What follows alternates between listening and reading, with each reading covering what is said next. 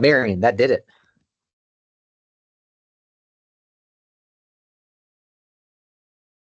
Now let me see.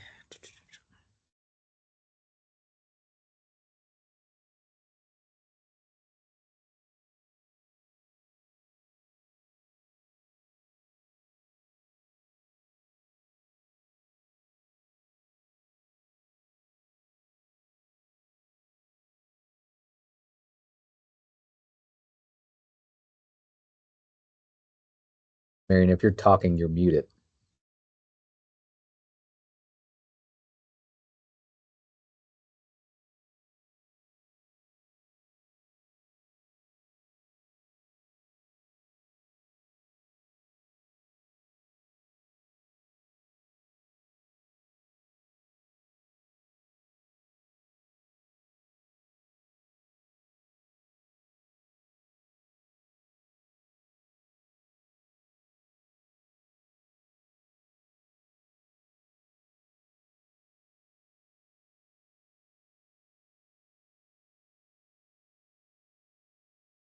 Jason, can you hear?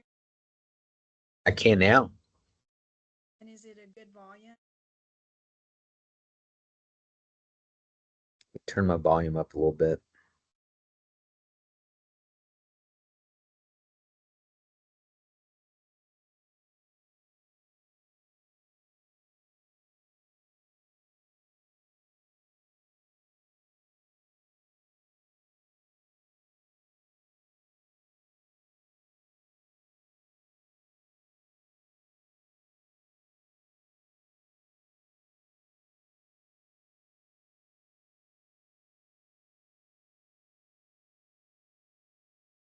Jason, can you hear me? David, I can. Can you hear me? Yes. Yeah. Good. I will say there may be an echo. Yeah, I'm trying to fix that. Okay.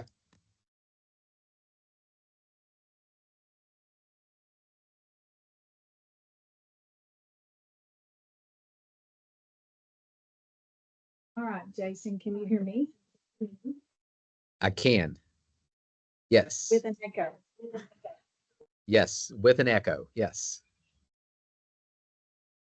How to make it? Why is that? So turn this one off. I did turn off. Oh.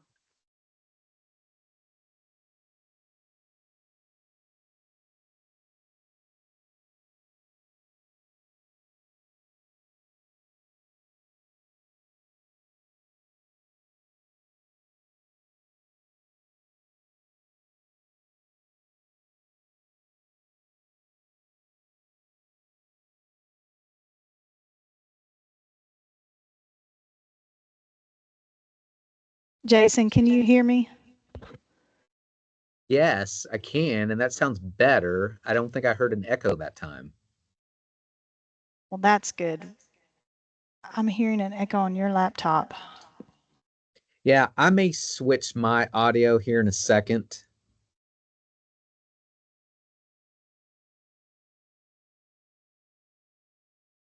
All right, we're going to test again. For those that are joining us, thank you for bearing with us as we're testing our mics. We will get underway in just a moment.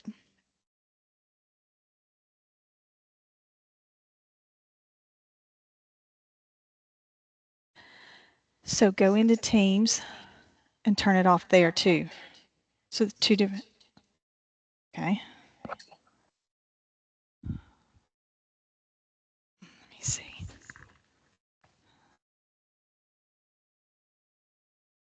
Unmute.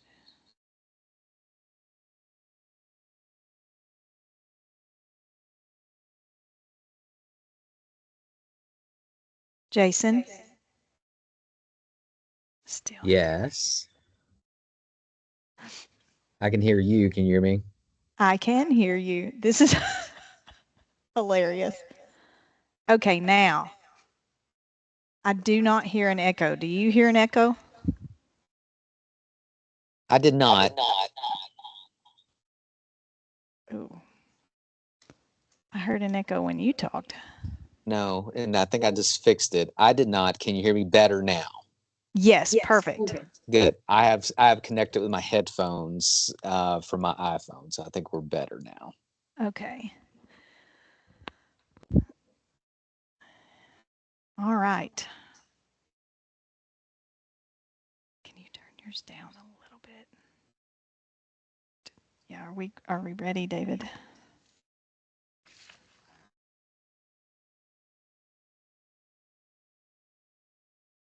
Okay.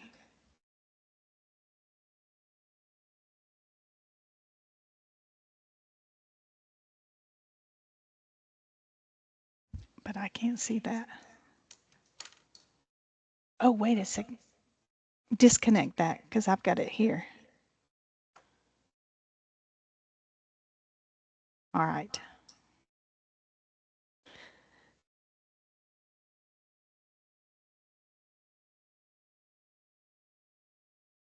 But your microphone's still on, right? Jason, one more sound check. Can you hear David?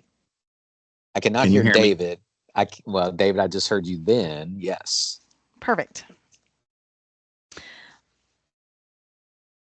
You can't hear him. So I won't be able. That's just fine. Nobody's. That's okay. Because my volume is off. I'm not getting anything, and you're on your headphones. Go get your headphones. Okay. Okay. Do you have them here? Mhm. Sorry, folks. We are trying to run this from the same room, and I'm hearing some echoes, and we're trying to prevent that. If you are online, other than Jason, can you give me a thumbs up if you are not hearing an echo, or a thumbs down if you are hearing an echo?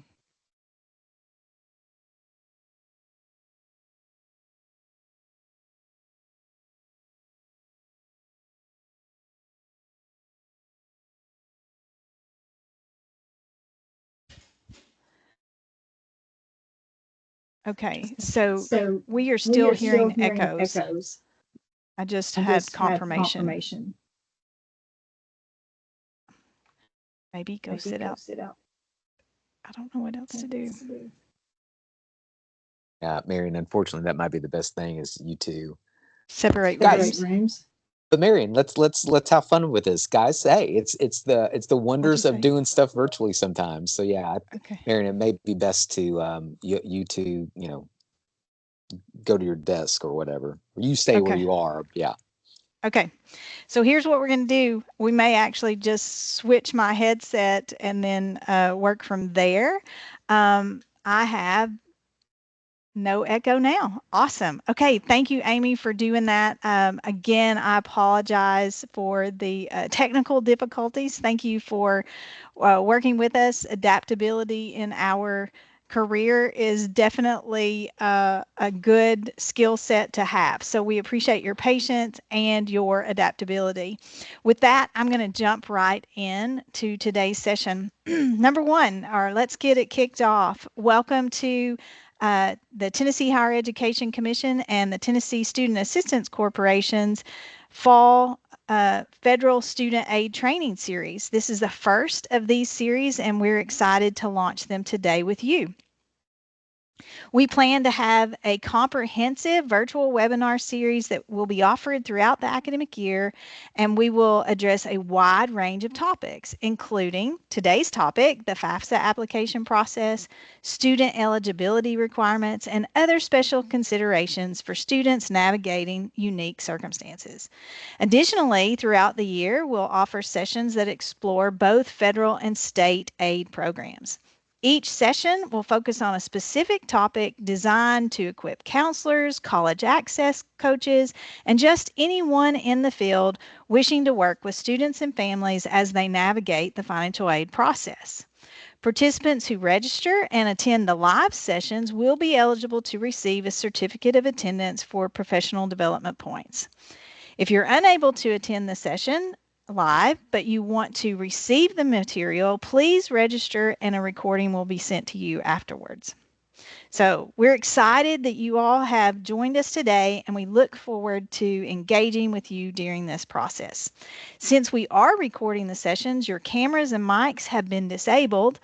If you have a question or comment, we encourage you to raise your hand. We will be able to unmute your mics. But what we really encourage you to do is to write your comment in a chat, and we together will be watching the chat and responding to those questions as soon as possible. Also, we have intentionally created plenty of time for the end of this session to have a Q&A. So before we jump into today's topic, I would like for us to take just a moment to introduce ourselves. I am here, Marion Deal, along with my colleagues David Haggard and Jason C. David, will you introduce yourself? And we're going to have to switch mics.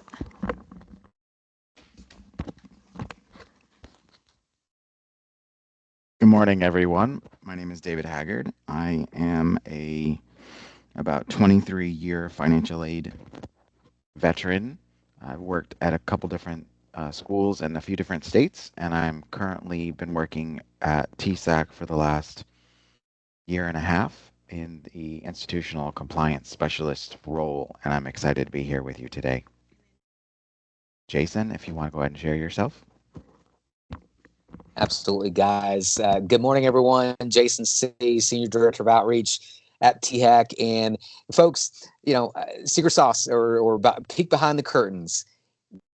A lot of people say, I know a lot about FAFSA. I know a lot about FAFSA because of these two folks right here and other colleagues statewide that have administered financial aid for years that I've just simply learned from and been a sponge with. So Mary and David, thank you for everything that you've always taught me. And I'm so excited that you two are teaching everyone this morning. How about that? That's awesome. Well, Jason, I personally do consider Jason and his team experts in the FAFSA application process. Jason is very modest in his description. So the outreach team here with THEC TSAC, they actually go into high schools across the state. And I know we have representatives that are working in different nonprofit organizations. Maybe we have representatives from the Heirs Foundation, Tennessee Achieves, our navigators. Some people maybe are working with students in the prison population. So just know that we have resources here at the agency that if you're having FAFSA events and you are hoping to get some assistance, we have resources here to help you, and we want to do that. And so I'm super thankful that Jason joined us today because he is boots on the ground, out in the field, working with students and families on a consistent and ongoing basis, and they do a fabulous job. All right, with that, I should introduce myself. My name is Marion Deal. I have about 30 years financial aid experience. I'm new to the team here at THEC TSAC. Been here a little over 2 years. I work with David, and we train. We are trainers, and we go throughout the state offering information about the financial aid process. So super thankful to be here and glad you've joined us today. So with that, with no further ado, we're going to jump into today's topic, the 26-27 FAFSA preview. First, let me say that beta testing is being conducted across the country, and we are getting reports that testing is going well. The Department of Ed has indicated that October 1 will be the launch date.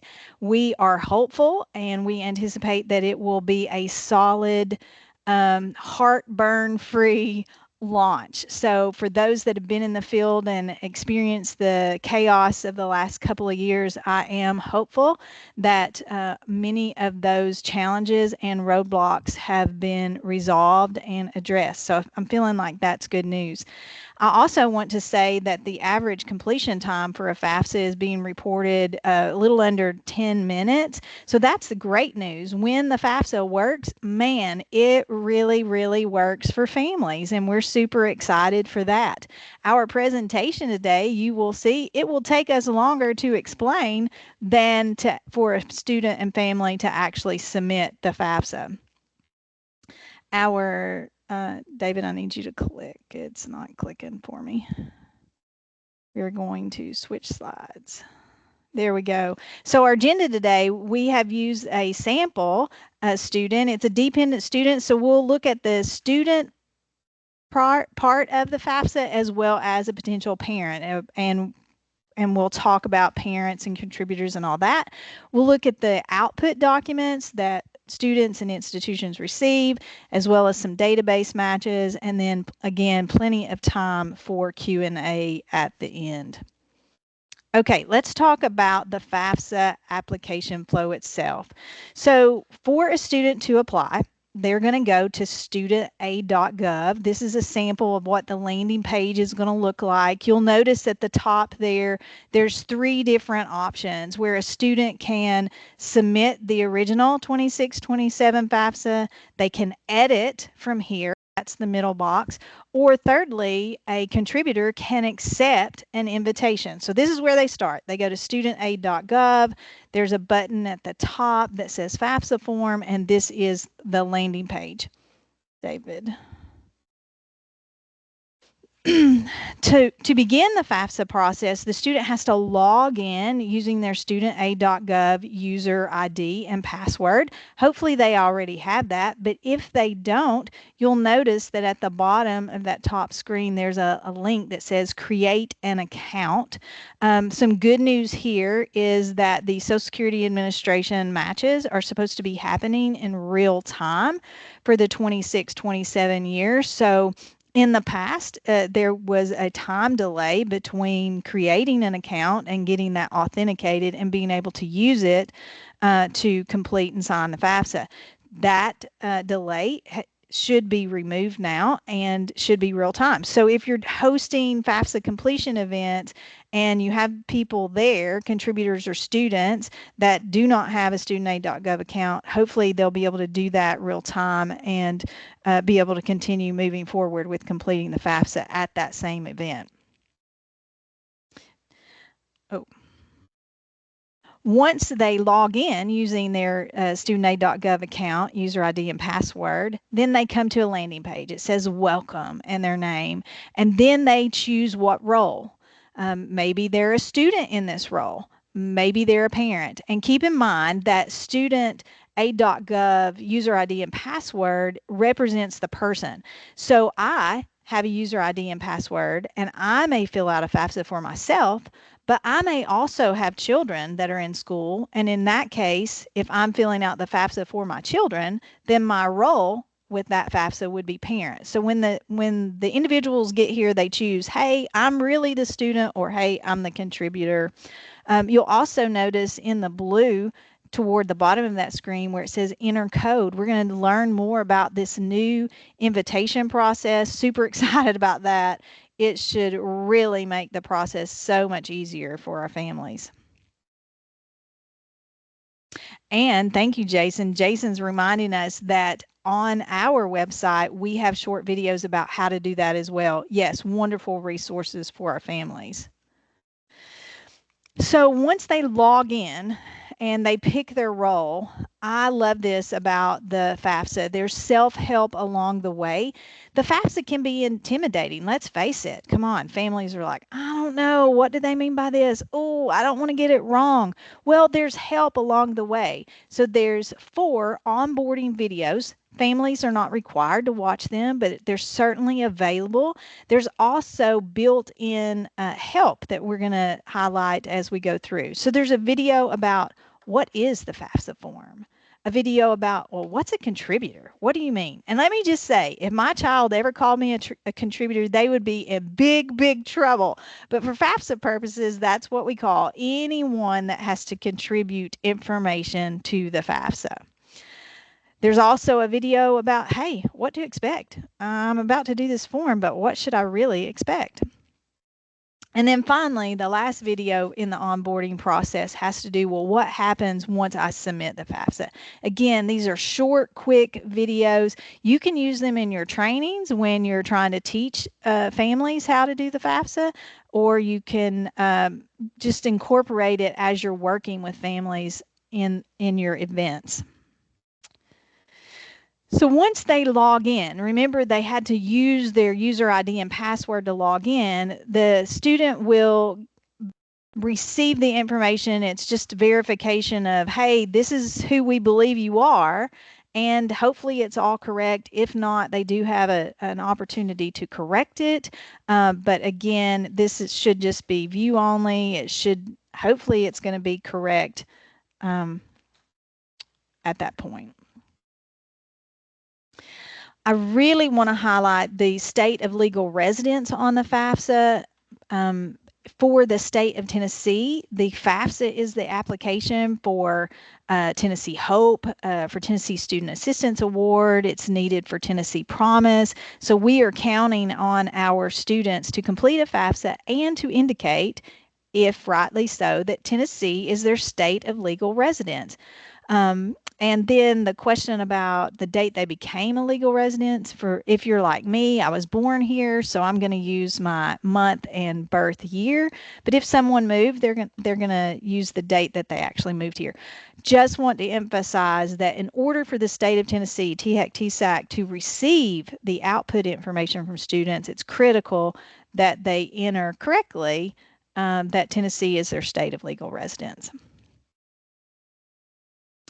Let's talk about the consent. So, as for those that have been in the field for a while, you know that back in 2024 with the Future Act, there were major changes to the FAFSA process, and now there is a direct data exchange with the IRS. And so now students, contributors are required to grant consent for the FAFSA process to go out to the IRS system and pull in tax information if it exists over on the IRS side.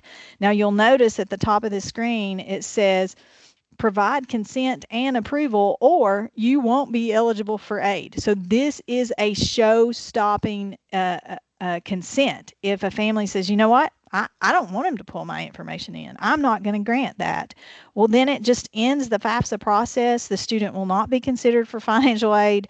The student cannot get financial aid. Even if they do a hard copy FAFSA, which, believe it or not, there are a few families that still do that. It's about less than 1% last I checked. But there are some families, for some reason, and appropriate reasons, that they need to do a hard copy FAFSA.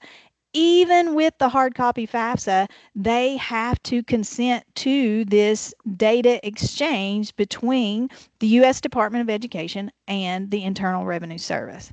Now, I want to pause here for a minute and talk about what this consent is not. In working with families over the years, I've heard many times parents will say, I'm not going to help them do the FAFSA. I'm not going to be responsible for them to go to college. They're going to have to figure out how to pay for it themselves. And that's parent choice. They have the right to make that choice. What I would commonly say to parents in that situation is, hey, let's talk about what the FAFSA application really is. The FAFSA application is an opportunity for your son or daughter, your student, to be considered for federal, state, and sometimes even institutional aid. This consent does not obligate the parent, and I'm going to speak to the parent point here. It does not obligate the parent to pay for the student bill. Rather, it's just to assist that student in applying for financial aid. So I wanted to be sure that we differentiated and discussed what that consent and approval means there. But it is a showstopper. If they do not consent to the transfer of data between IRS, it will stop the FAFSA process. Again, on this slide, what I want to highlight is if you encounter families that they're just like, I don't know, I'm not sure, you'll notice that there are frequently asked questions. They can click on that. It's going to explain more about what is required and what is needed. So again, helpful resources built within the FAFSA along the way. Once that consent is provided, there's this pop-up window. It shows the progress bar that says, hey, we're transferring data. And hopefully, for the majority of our students across the state, they will have a successful transmission. Hopefully, that's what they're going to get. For our example today, however, we chose not to have a successful transmission so that we can show you some more screens about what would happen in the event that, for some reason, and there are cases, and legitimately so, that the data exchange doesn't work. But for the majority, we're hopeful that it will. So at this point, what we're going to do is we're going to shift a little bit, and David's going to talk to us about personal circumstances and demographic information that's requested on the FAFSA and what makes a student determined to be dependent or independent for financial aid purposes. David? All right. Thank you so much, Marion. And we're going to move right into these next series of screens that a student would see. You're going to notice that this is walking into some personal circumstances, and that if you note there, it says it's going to ask questions to really help determine a student's eligibility for federal student aid. So these details are collecting information that will help identify student eligibility as well as award amounts and types. And the first thing that comes up here is the marital status. In this particular scenario, we're seeing that the student is indicating that they're single, and since we are doing this dependent student process flow, that would be the correct answer for this student. And just to note that if the student were to select something else, the idea is that this choice of a marital status of being married or remarried could and does affect dependency status. And so the student is making a selection that will have impact on the future or the rest of the application process for them. But in this case, again, the student's selecting that they're single, and we continue on with that process. Then the student is just asked about their college grade level for 26-27. So in a lot of cases, you might be working with a student who is currently in their final year of high school or not yet in college. It's asking what do they anticipate will be their grade level when they enter college, starting with fall of 26 or thereafter. And so in this case, the student is selecting that they're a first-time freshman. And then also it's asking in that second set of questions there is when the student begins the 26-27 school year, will they already have their first bachelor's degree? In this case, the student is selecting no, in the sense that if the student were to select yes, that would limit eligibility for student financial aid. In this case, the student does not have their first bachelor's going into the fall of 26. All right, and then the student is just asked if a list of any of these personal circumstances would apply. And in this case, the student is selecting none of these apply, but the idea here is all of these checkboxes are items that could make the student independent for FAFSA purposes. And you can read through each of those. They're not new to the FAFSA form. And then pointing out that there's those little icons to the right of each of those personal circumstances checkboxes. So if a student is unsure, not sure what the answer is for them, is that they can click on little icon, and that will take them to a description and explanation of what that information is asking for and give them further information about whether they should select. So in this case, the student is saying none of these apply, and then they carry on with the application. Here, the student is asked if they were homeless or at risk of being homeless. In this scenario, the student is selecting no. However, if the student says yes, they would be asked an additional question. So one thing that's nice about the FAFSA application is it has some skip logic that's built into it. So in saying no, the student will never see that additional question. In saying yes, that student would see an additional question that would asking them about what entity, if any, had made a homeless determination for that student. And here's just some basic information as you might come in contact with an individual or a student that is homeless. Homeless means lacking fixed, regular, and adequate housing. That's how the federal government defines it. And they also define unaccompanied as means the student is not living in the physical custody of a parent or a guardian.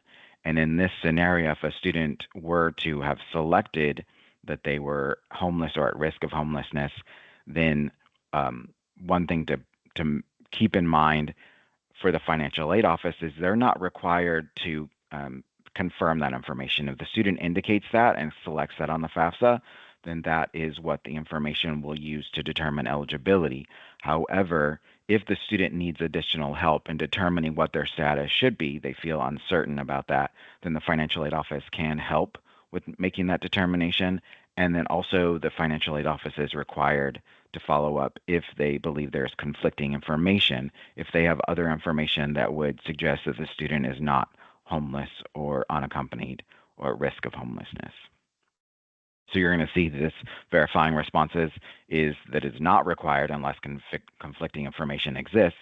But then in subsequent years, so once that determination has been made, if the FAFSA is completed again, say in 27, 28, is that the financial aid office must presume independence in each of those subsequent years unless the student's circumstances actually change or there is conflicting information. And then the accepting documentation is they must accept documentation from another institution. So if another institution makes the determination, then it is required that the school that the student is currently looking at would accept that documentation as well from the same or prior award years. All right, and then moving on, the student is asked about unusual circumstances. And in this case, this is talking about do unusual circumstances prevent the student from contacting their parents, or would contacting their parents pose a risk to the student? And you're going to see that there's some scenarios, and this situation may exist, and it gives some bullet points there. And in this case, the student is saying no, there's no unusual circumstances. But if in this case the student had selected yes, they would be made what's called provisionally independent. So again, these sort of questions is trying to determine whether or not a student is dependent or independent for FAFSA purposes, and an unusual circumstance could make a student independent. In this case, they would be made provisionally independent. They would be allowed to skip the parent section of the school, and the school financial aid administrator would be required to review that student application. A flag would be set on the application, the information that's going to the school, and they would follow up with the student. And then what we'd do is based on the answers that are provided in those previous sections is that there is a status determination. So with all of those, so none of those check boxes being made, no unusual circumstances, students not homeless at risk of homelessness, then their status is set as dependent student, and therefore they would be providing information from a contributor or contributors. If the student is dependent, yet they still know that they're not going to be able to get parent information, the parent is refusing or unwilling to provide that information, then they can also select this box as saying yes or no to this question. In this scenario, the student's saying no, they're going to be able to get their parent information. However, some of our students may not be able to say no, and they would have to say yes. And in that case, there would be an ability for them to continue on without having to include their parent information, and they would miss out on certain types of eligibility. They would be notified, and sort of a warning would show up to help them to understand what that indication of yes means for them. And then if for some reason there was a change in that, there would be a correction that would be able to be made to fix that. All right.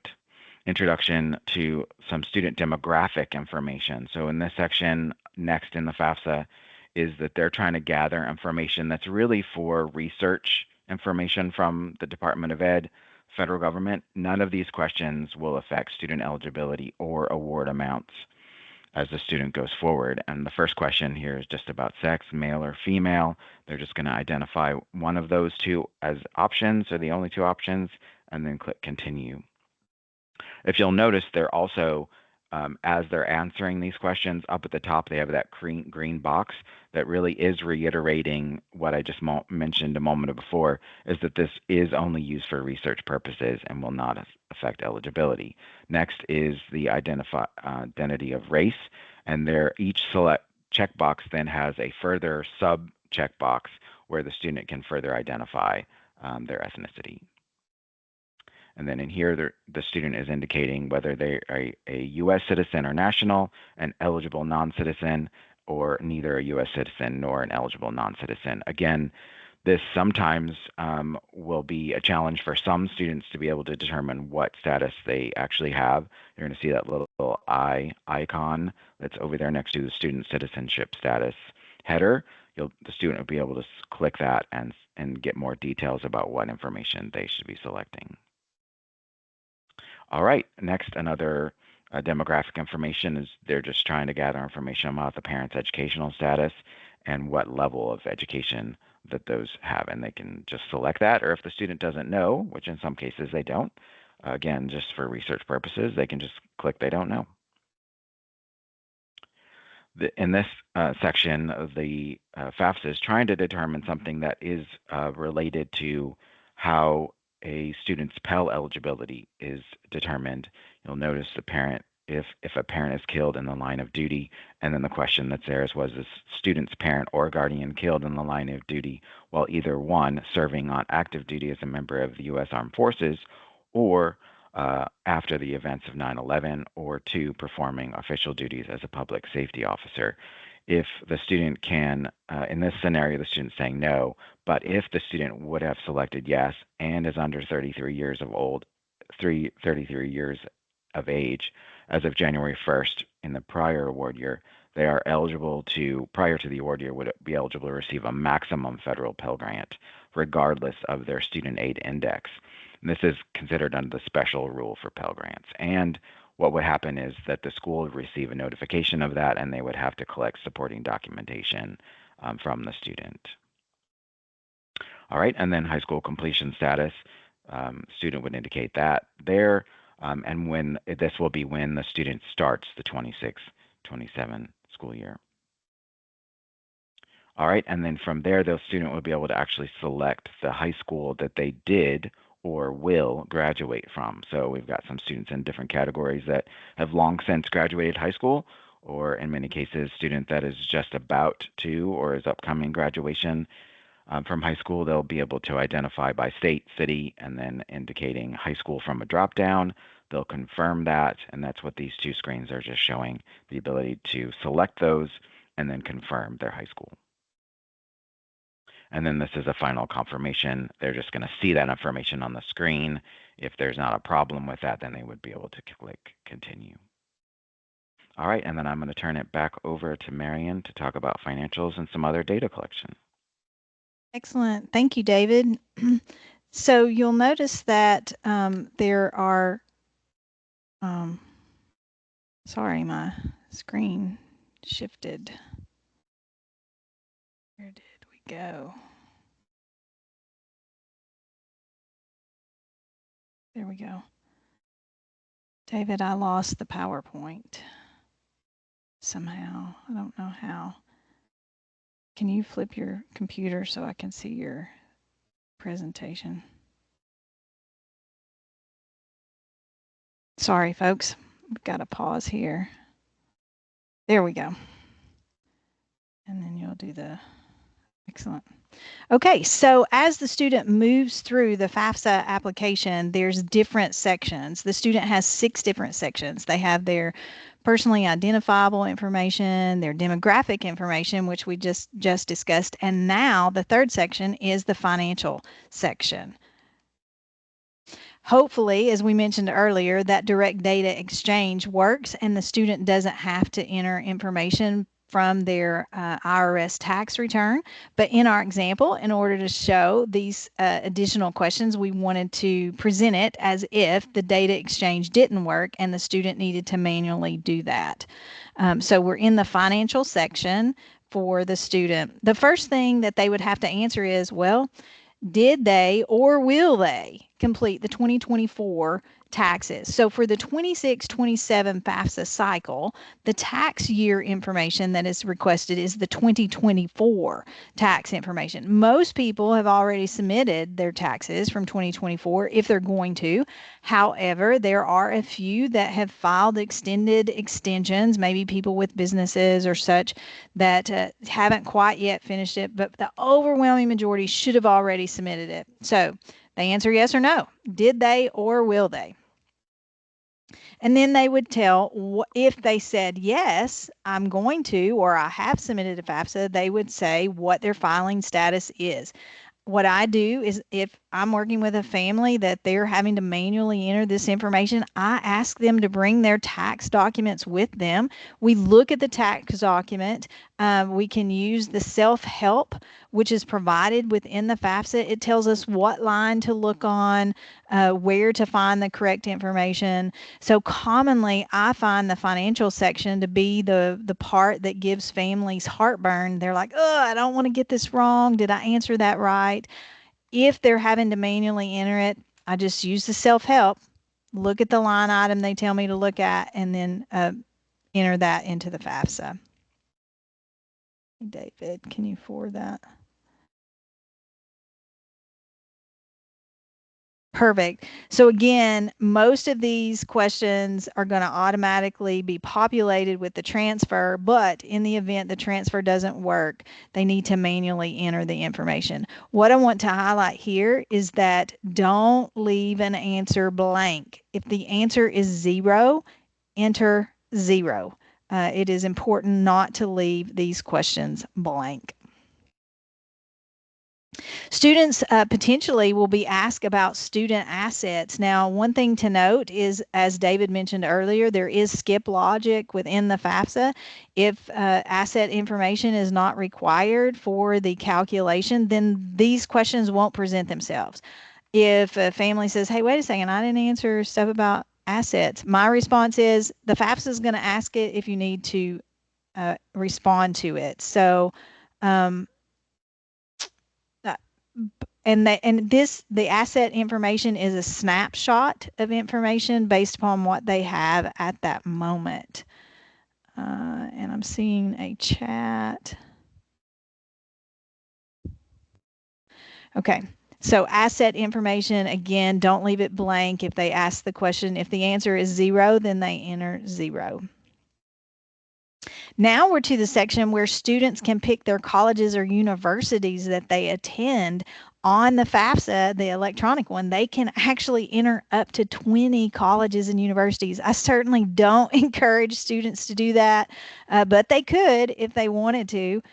What I want to highlight here is that with the state of Tennessee and Tennessee Aid, the institution, the first Tennessee eligible institution that's listed in this order, is the institution that our state agency will associate state aid and that student. Now, what if a student changes their mind? What if they say, well, when I did the FAFSA, I thought I was going to school A, but now I realize I really want to go to school B. Do I lose out on my state aid? Well, no, not at all. There's a process that information can be updated. But for students that have a really strong idea of where they want to go, where they are going to attend, I always encourage them to list their top priority school first on the FAFSA, and then in descending order, your least interested schools lower in the order. And that's because it directly impacts state aid and the school that's associated with that student for their aid. So when a student, they have to enter the school, they can search by school name. I believe they can search by school code. There's different ways, but they're going to enter the information, find their school, list them out.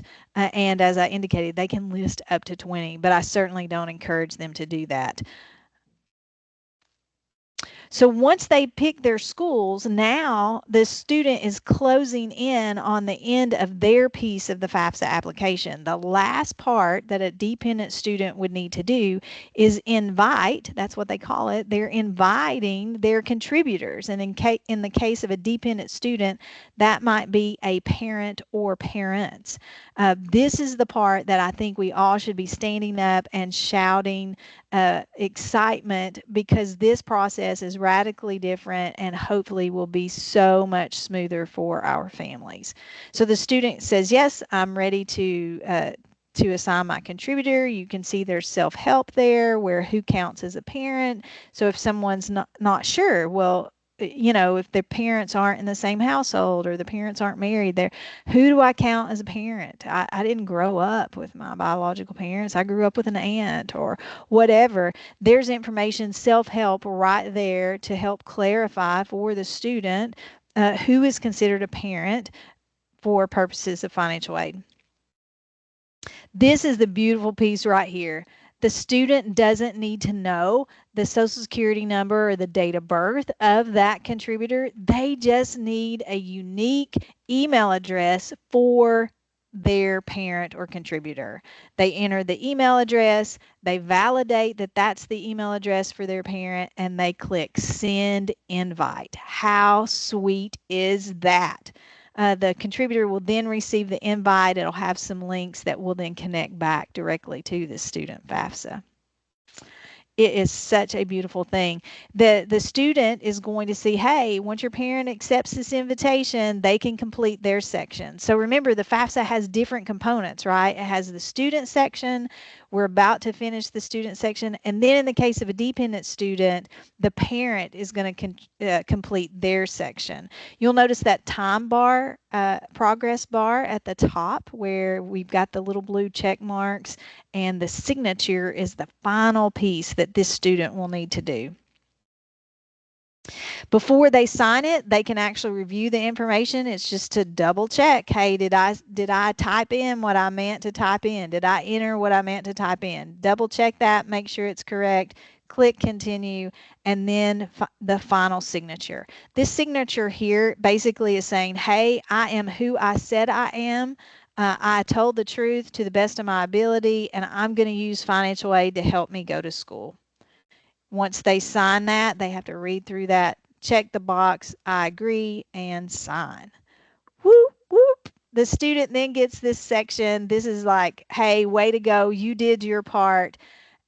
Because this is a dependent student, it's got the reminder, hey, this is pending the submission of the contributor component. But good news for the student, in our example, our student has finished check mark on their part, and now we're going to move it over to the parent.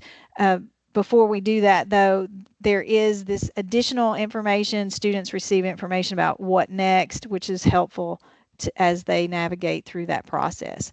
David, can you tell us about the parent contributor process? Oh, Jason C., I think you've got your hand up. Do you want to unmute yourself?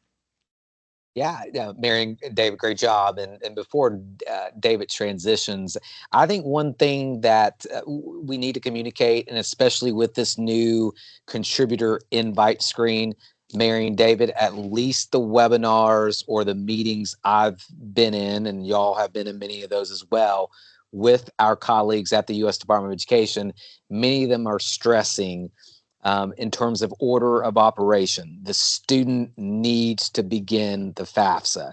I know sometimes when, statewide, I'm doing presentations, the question is like, hey, can the parent begin the FAFSA? Because of this new contributor invite for this specific FAFSA, the strong encouragement is the student should begin this process. So I just wanted to reiterate that, at least what I've heard from our folks at the U.S. Department of Education. Thank you, Jason. And remind me, I feel like that's a change from last year when the invite process was different. Many times they would say, maybe you should start with the parent, but that is definitely a change. Is that correct? Yeah, it is. The only thing that we're uncertain about, and for any of us that serve mixed status families, which, guys, as a reminder, this is where students a U.S. citizen, but mom and or dad lack a social security number. Mary and David, complete transparency, I have not heard if anything has changed with that scenario, where specifically last year those parents had to start the process. Again, I've not heard anything specifically about our mixed status families, but as soon as I do, that might be still the exception, Marion, bottom line. That still might be the exception with mixed status families. But as soon as we get clarity on that, we will by all means share out with our educators. Awesome. Thank you. Yep. Thank you, Jason. All right. We're going to kind of walk through the parent contributor process here next. You'll notice that in this screen, that the indication is this is not in the FAFSA, but an email that's been sent to the parent indicating, hey, Alex has completed their section of the FAFSA form, and now you are being asked to accept that invitation. And in doing so, the parent selects accept and is taken directly to the studentaid.gov website and with that invitation code that's listed there. But you'll notice that with that, moving into the studentaid.gov website is this is where the parent will have the opportunity to log in using their FSA ID and password email. And in this case, just as Marion had mentioned about the student, if they did not have an FSA ID and password, that they would be able to create an account here as well. But for our families, it's always great if the student and contributors have a user ID and password ahead of time, then they are already set to just click the login section here. And once they are logged in, that invitation code will automatically fill in from that text box. So again, as Marion had kind of indicated in a very excited tone, is that, hey, if this process has gotten so much more simple than it was when all of that data information, the student needed to know things. And so we're really excited. It's sort of, we're geeking out a little bit as financial aid administrators about that change. And then once you have that invitation code is just shown in there, then the parent will just click submit, and then indicating that the parent accepts to agree to sharing their information. And again, it's not that they are agreeing to do anything other than supply data so the FAFSA can be processed and completed. So they click accept. They go through the same parent onboarding process with questions that are similar. These 4 different video stages. What is the FAFSA form? How the parent will invite other contributors. So typically what we've got so far in this scenario is we've got a student who's providing their information, and then a parent has been selected to be a contributor. And there is potential, based on what the parent's answers will be, is that another parent potentially could have to contribute. So they're explaining what that looks like. They're explaining what the information to expect in the FAFSA form and understanding what that will look like moving forward. And then what will happen after the parent submits their portion of the FAFSA form.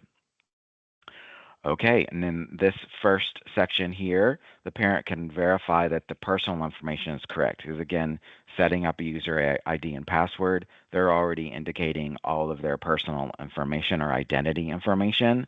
And in that case, all they're doing is confirming that this information remains accurate. And if they needed to make edits, they could do so. And then just this last part of that looks at their address. Okay, so once they're in here, just like the student had to provide consent and approval, and that without such consent and approval that the student would not be eligible for the process to move forward, it would stop right here.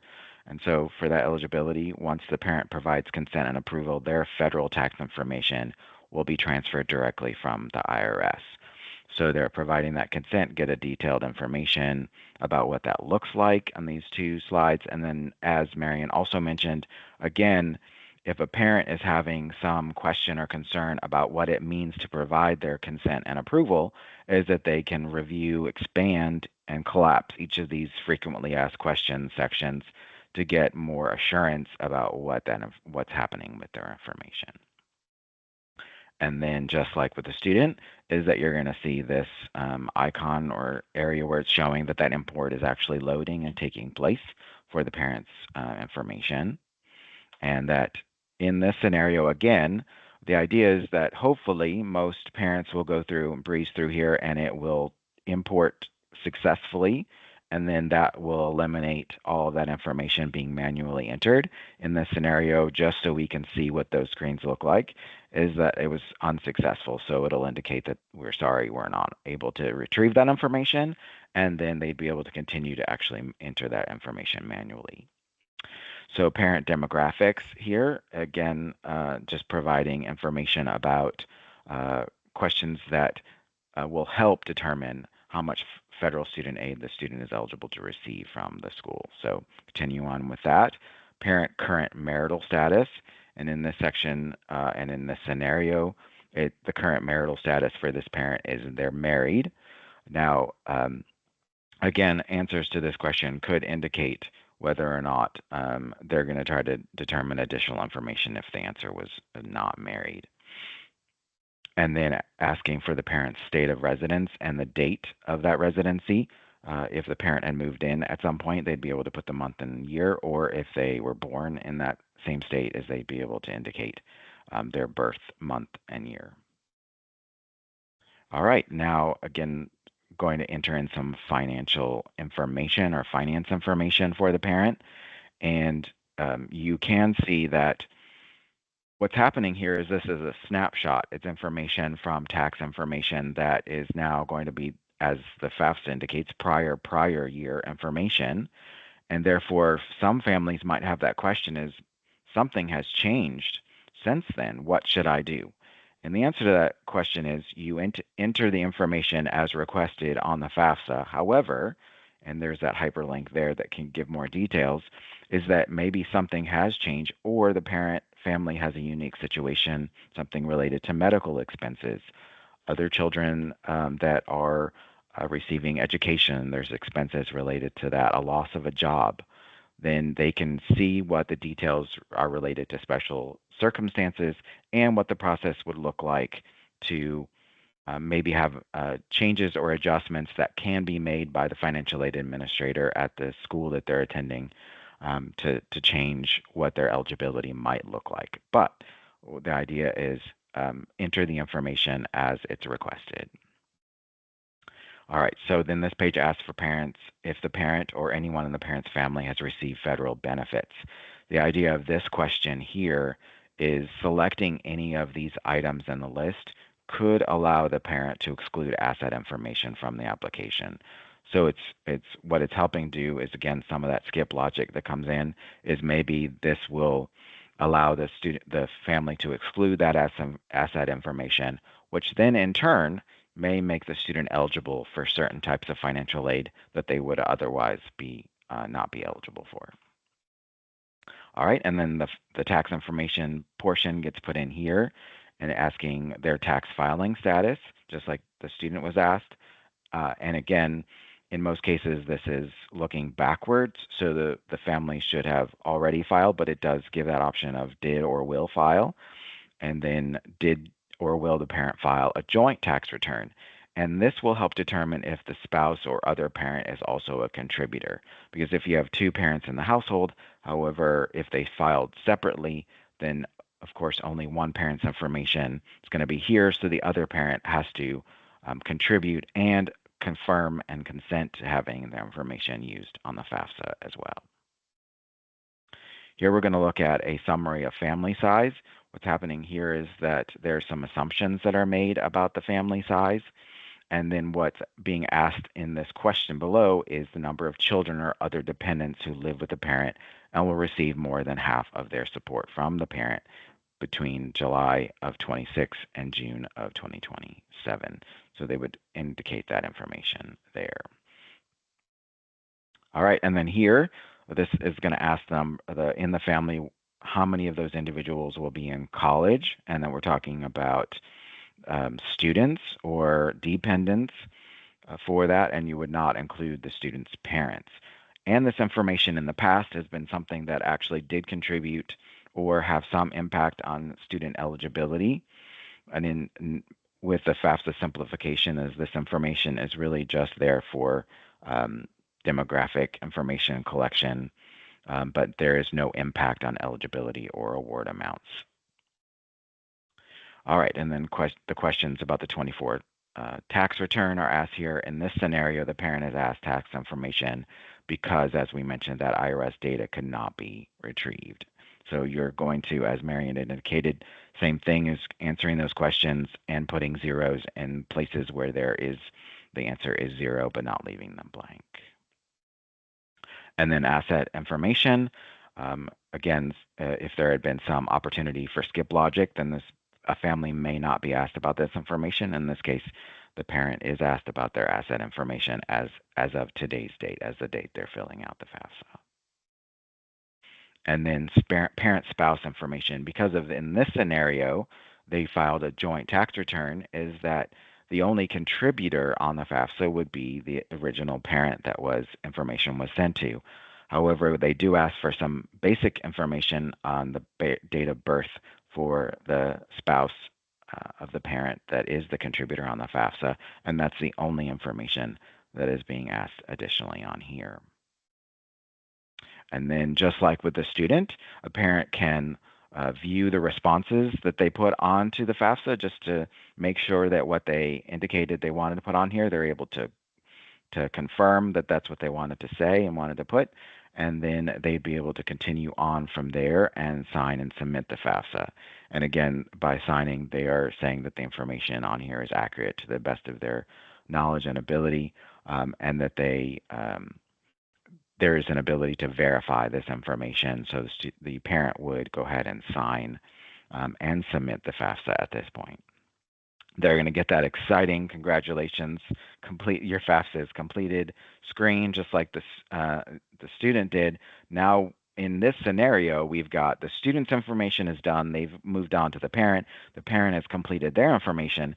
That means that we are about to and have a completed and submitted FAFSA that then can be processed and reviewed by the schools that were listed on the FAFSA. And then the student will receive an email and a detailed confirmation of all of that being completed.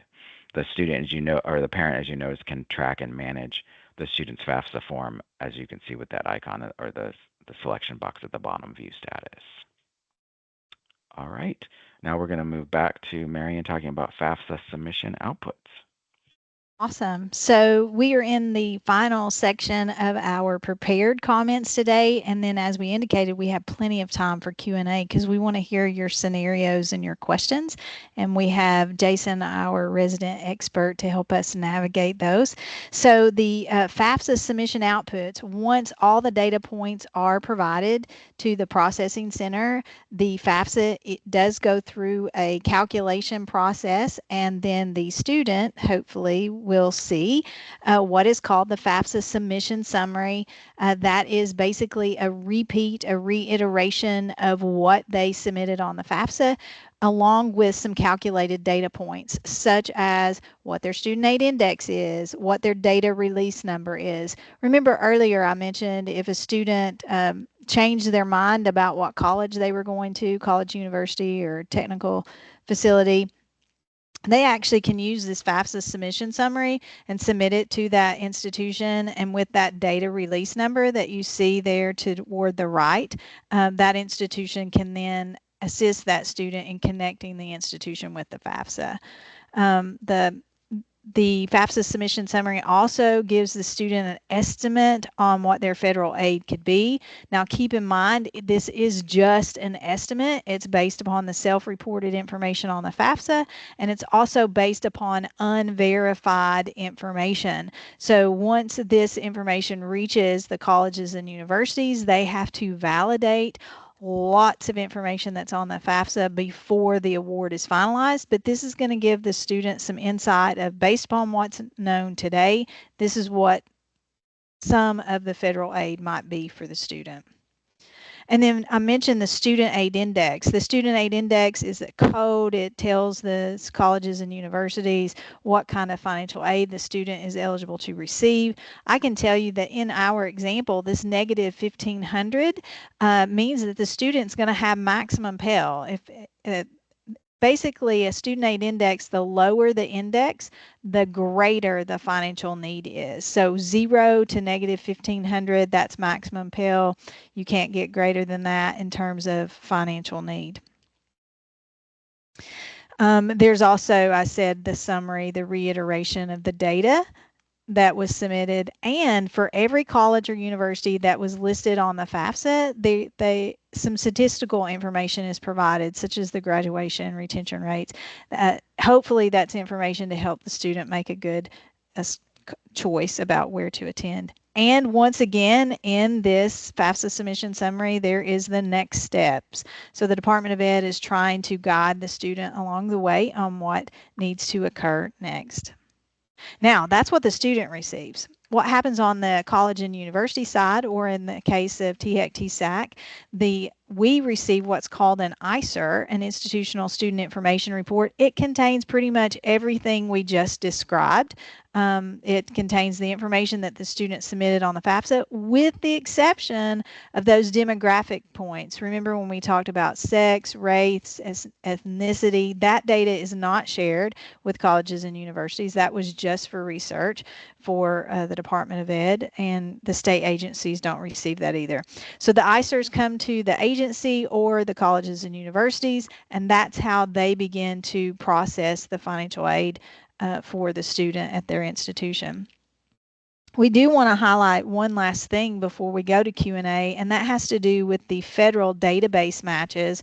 And the reason we want to highlight this is to make everyone aware that when a student submits the FAFSA, it is critical that the student uses the name that's associated on their Social Security card, their legal name, because once the FAFSA is submitted, the federal processor will communicate with other federal databases to ensure that the data submitted is accurate. So they're going to interact with Social Security Administration, Department of Homeland Security, the National Student Loan Database System, Veterans, Department of Justice. There's some files that are exchanged for confined or incarcerated students. This information is used for the purposes of determining eligibility for financial aid, and it's supposed to be limited for that. Okay, that is the end of our prepared remarks. We would love to hear from you all, to hear your questions, your input. And Jason, I'm actually going to turn it to you while people are thinking. Are there some scenarios that you want to be sure our colleagues in the field that they're aware of, or just some highlights you want to point out? Marion, absolutely. And again, guys, great job. That last piece that you hit on, I know this was really a walkthrough of the 26-27 FAFSA. We omitted the FSAID quote unquote studentaid.gov account creation piece. That being said, folks, Marion, I mentioned this earlier, that match with the Social Security Administration is supposed to be instantaneous now. Mm-hmm. So for those of us practitioners in the field, David, Marion, myself, you on this call right now, as we're helping parents and students create their accounts, that's supposed to be instantaneous. So in other words, as soon as Jason C. goes through the 7 steps, creating his studentaid.gov account, he is supposed to be matched immediately, instantaneously, once he, Marion, David, whether it's continue or whatever the button is, that final button, that match is supposed to be instantaneous, which means this. If by chance Jason misentered his social or indicated a non-legal first name, for example, he's going to get that. It's a no match, and can then go in and edit it immediately as well for that to be rematched. So, Mary and David, that's to me huge for us professionally. Instead of having to wait, say, 72 hours for a result, supposedly it's all instantaneous. And Mary and David, we've done enough of these webinars and presentations together. I know one thing we love feedback. If you as an educator have already done what previously is an FSAID workshop, now a studentaid.gov creation workshop, let us know. Is that your experience? Are you seeing instantaneous results? Because that's what FSA has promised. Marion, in terms of scenarios, for perhaps you two to walk us through, I think the common one that statewide we receive or see is you're working with a student whose biological parents are not in the picture. So in other words, they live with a loving grandparent, a loving aunt, uncle, something like that. I think here is where we obviously talk about the personal circumstances. Is there legal guardianship? I think those on the call would love to hear, especially about legal guardianship. I know a lot of, in this scenario, oftentimes when I'm working with a student who lives with a grandparent, if there is court documentation, oftentimes it reads legal custody, not guardianship, which is not the same or does not necessarily mean FAFSA independence here. So David, Marion, that's the first one that comes to mind. I'd love for y'all to maybe cover with the group. Sure. David, you want to take that one? Yeah. Actually, I'm not hearing him. There you go. You Okay, on? mic is back on. All right. We're in the same room, so just trying to make sure we don't have any echoes or anything like that. Talking about legal guardianship, I think the question, and it'd be great if I could flip back, but it would take a little while, is that question, those series of questions that get asked on the FAFSA related to trying to determine the student's dependence or independence. And I might be able to get back there using my little, here we go. We can get to the right section the student filled out.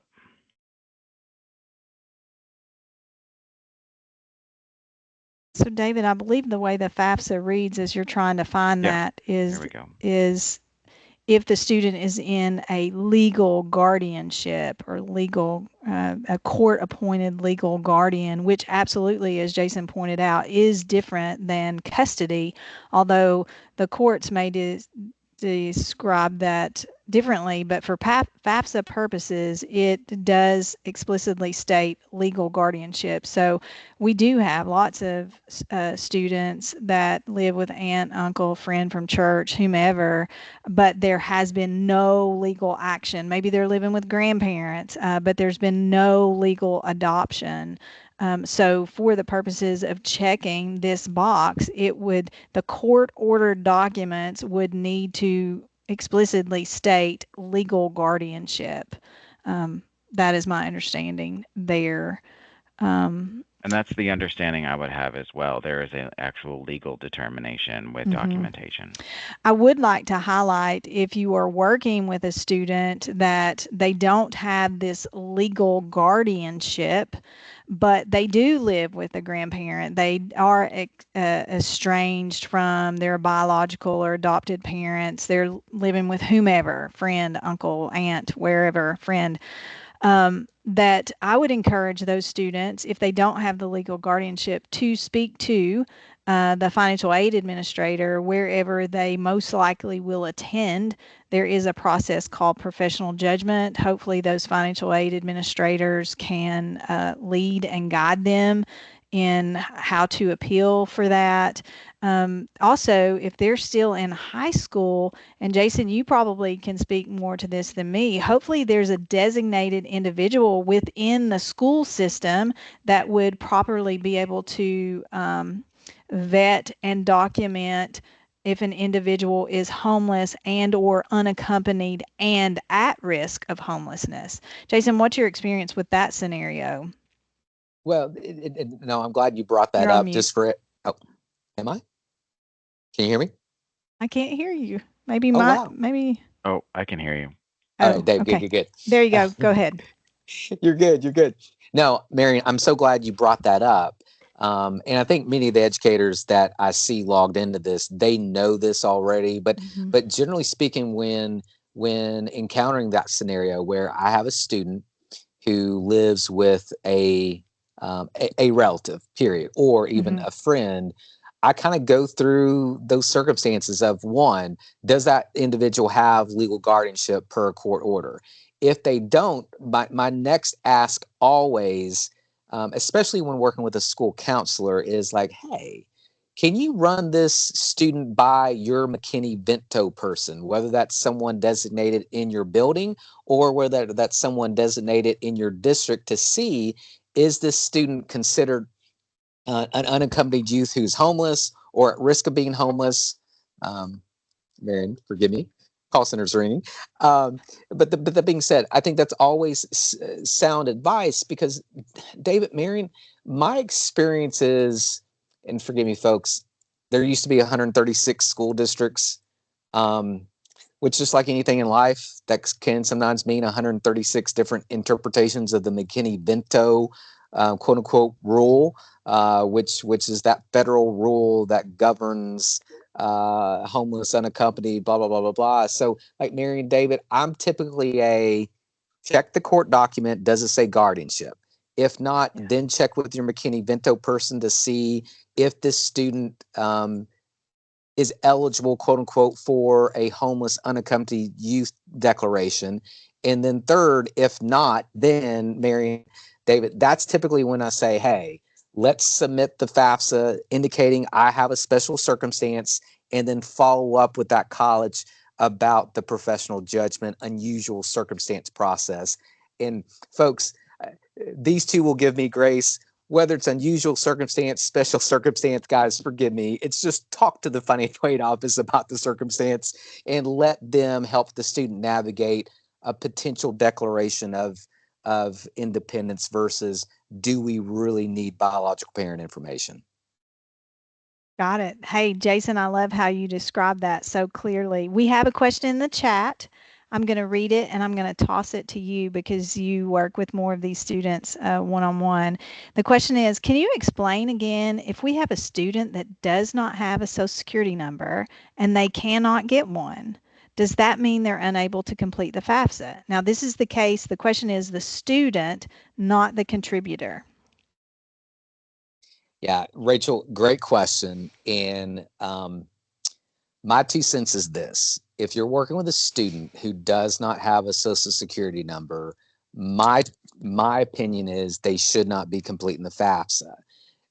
And Mary and David, as you hear me, and Rachel and others, as you hear me answer this question, the question says, does that mean they are unable to complete the FAFSA? Because of the new studentaid.gov creation that was implemented beginning with the 24-25 FAFSA, in theory, an individual without a social can create an account. And typically that is the, say, parents we are working with. But in theory, a student can as well. But Mary and David, my 2 cents is, without a social, with one exception I'm thinking about, it's our students that are from the Micronesian islands, I believe. But for the majority of quote unquote Tennesseans we work with without Social Security numbers, they typically do not have a Social Security number because they lack status. They lack specifically an eligible status for federal state aid. Mm-hmm. Therefore, I'm team do not have them complete the FAFSA until they gain an eligible status and a Social Security number. So these students, what I would do, Rachel, is if the college participates in some of the scholarships for our students without status, I would make sure the students apply for those type scholarships. I have a couple of resources that I could plug into the chat. But there are some potential options for these students, but FAFSA is one I would not.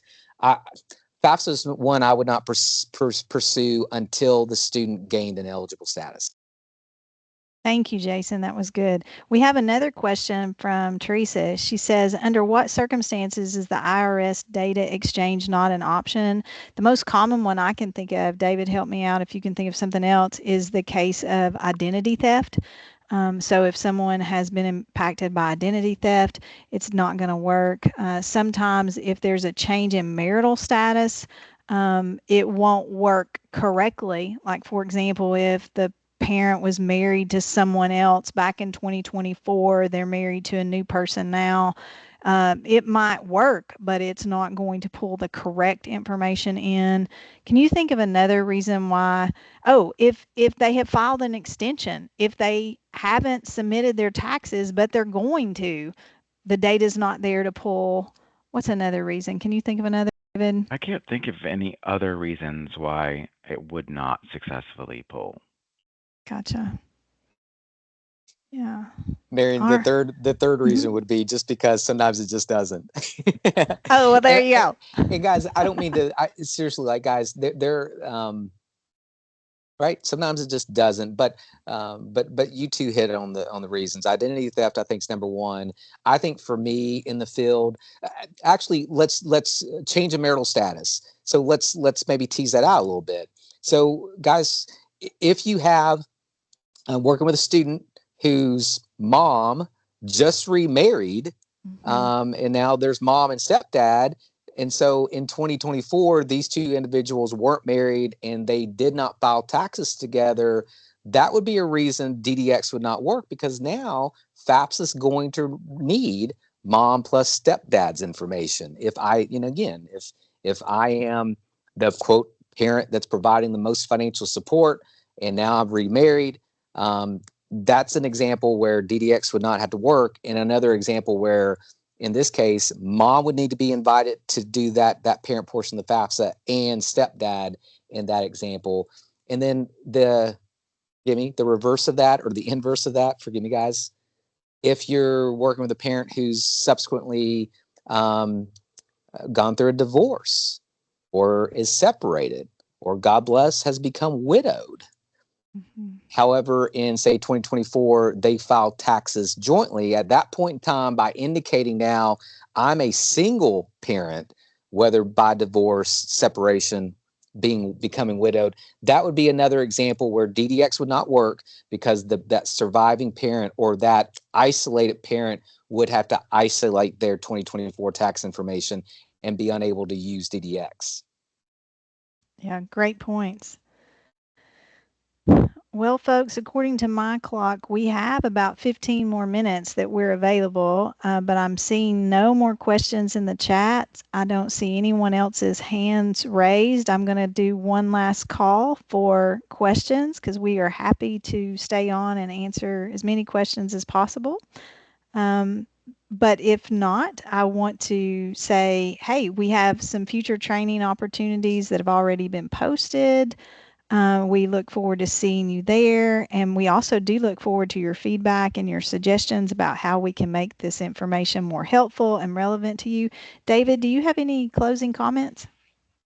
Yeah, just again wanted to say thank you for your participation today, and hopefully this was helpful and valuable to you thinking ahead to when that FAFSA is going to open, and we all have confidence October 1st. By virtue of law, will show up some form or another to us, noting that we've got a couple future training opportunities there that will deal with federal grants and work study and what those look like in October, and then direct student loans and Teach Grant coming up in November. And we would love to share further information with you on those things.